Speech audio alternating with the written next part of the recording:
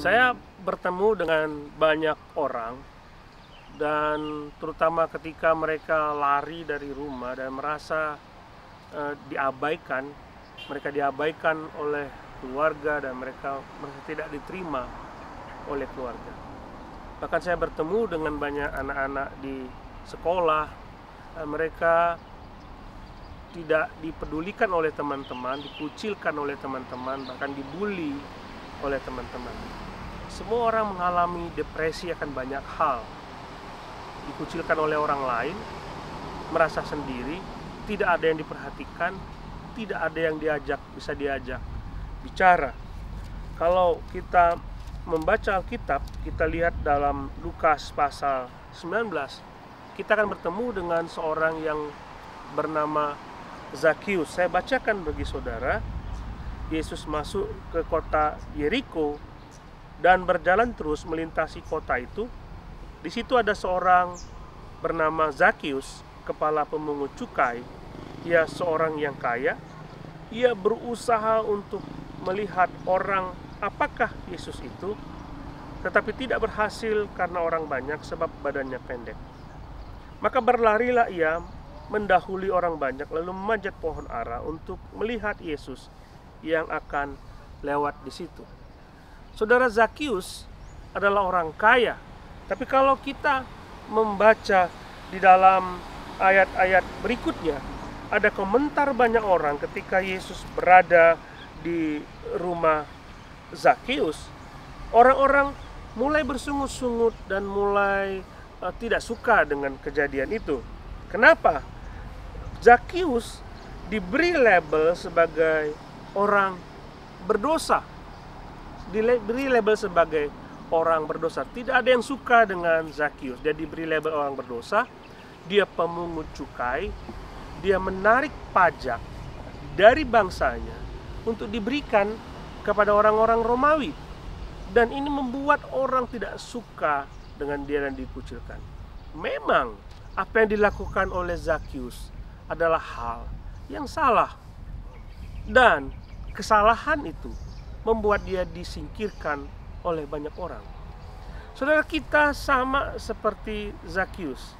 Orang-orang yang tadi saya sebutkan di awal sama seperti Zakius.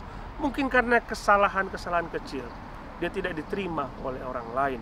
Kalau kita membaca di sini Zakius orangnya pendek, dia karena bentuk tubuhnya, ya mungkin karena bentuk tubuh kita tidak disukai oleh orang lain. Tetapi satu ketika dia naik ke pohon dan ingin melihat Yesus, dan Yesus lewati pohon itu dan melihat ke atas dan berkata kepada Zakius, "Zakius, turunlah." Bayangkan apa yang dirasakan oleh Zakius ketika Yesus menyebut namanya. Belum pernah ada orang yang memanggil dia. Belum pernah ada orang yang menyebut nama dia. Tetapi kali ini ada suara yang begitu indah memanggil namanya. Bahkan dikatakan, "Zakius, turunlah, sebab aku mau mampir ke rumahmu." Bagi orang-orang Yahudi, masuk ke rumah kepekarangan Zakius adalah hal yang menjijikkan. Tapi Yesus mau menerima dia. Yesus mau makan bersama-sama dengan Zakius. Saudara lihat bagaimana kasih Yesus. Saudara melihat bagaimana Yesus menerima dan ingin menampung semua orang-orang yang kecewa. Mungkin saudara kecewa saat ini kepada orang tua. Mungkin kecewa kepada teman. Mungkin kecewa atas apapun juga.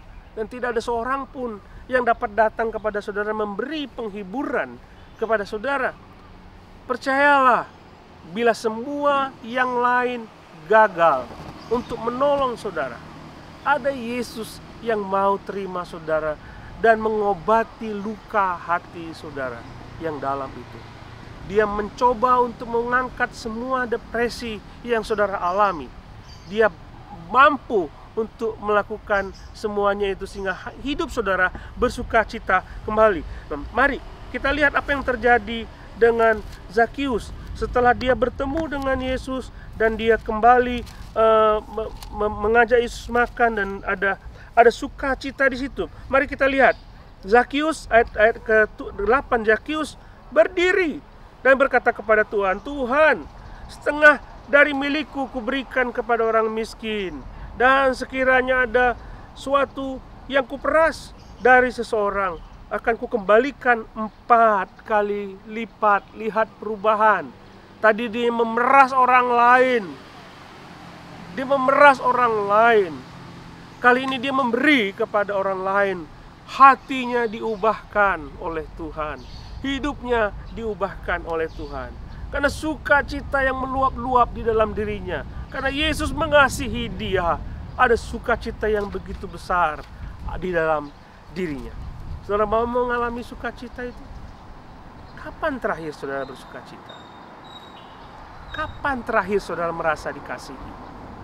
Kapan terakhir saudara merasa disayangi? Inilah saatnya. Biarkan dia, Yesus Kristus, mengasihi saudara, menyayangi saudara. Akan ada sukacita yang besar di dalam hati saudara. Tuhan Yesus berkati.